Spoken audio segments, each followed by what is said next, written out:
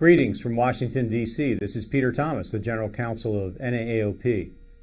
I'm so pleased to talk with you today and to bring you great news on an NAAOP priority that we've been engaged in for the past full year. The Trump administration today announced with great fanfare the expansion of coverage for anti-obesity medications, not just for the treatment of diabetes or cardiovascular disease, as is current policy, but for the treatment of obesity itself.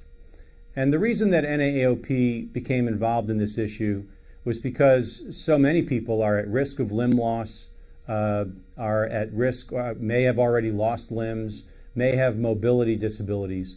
And there is a very strong correlation in the literature between mobility disability and obesity.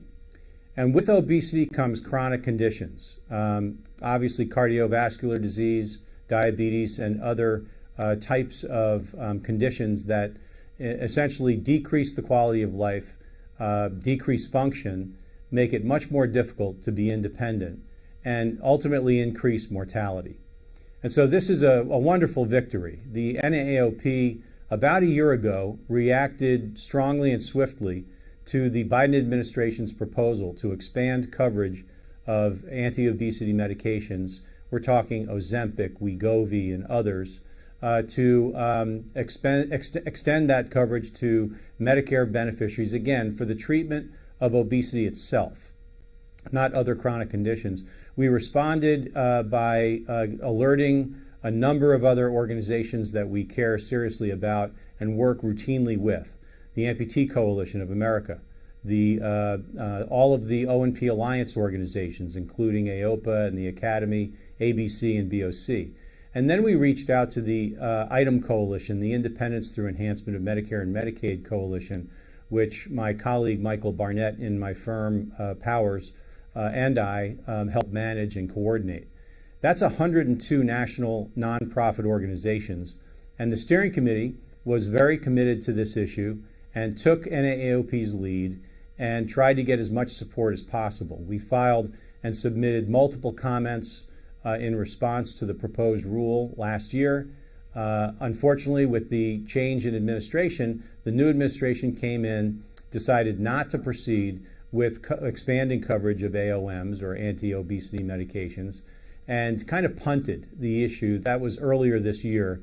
We were hopeful that they were not necessarily opposed to the concept, but that they just wanted to make sure that they did a full review and issued a decision that was more in keeping with their priorities. And I'm so pleased to say, after continued months and months of effort in trying to get the administration to expand this coverage, that just today the president announced in the White House that they would expand coverage to treat obesity itself under both Medicare and Medicaid.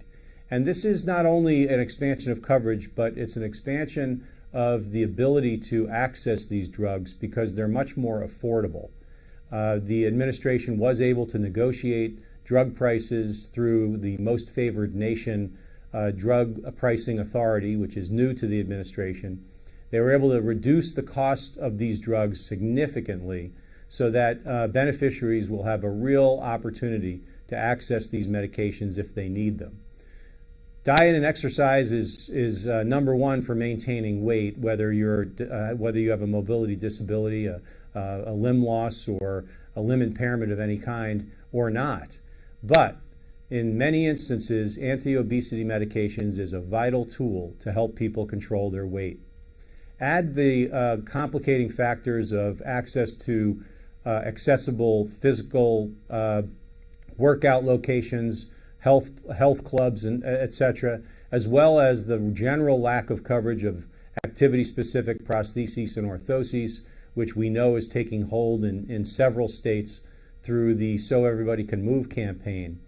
But because of that lack of access to appropriate activity-specific technologies, and because of the inaccessibility that many individuals with disabilities face in trying to simply get exercise and remain healthy and manage their weight, these drugs provide a really important tool for clinicians to use and to ultimately drive down chronic illness, drive down the ultimate long-term cost of care, and to improve quality of life and improve the length of life for many people who are at risk of or who have already experienced limb loss and other mobility disabilities.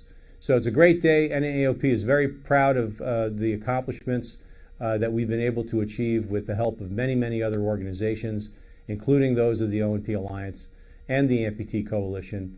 We look forward to working with the administration to try to refine the coverage criteria and to make sure that as many people as possible have access to these drugs as needed.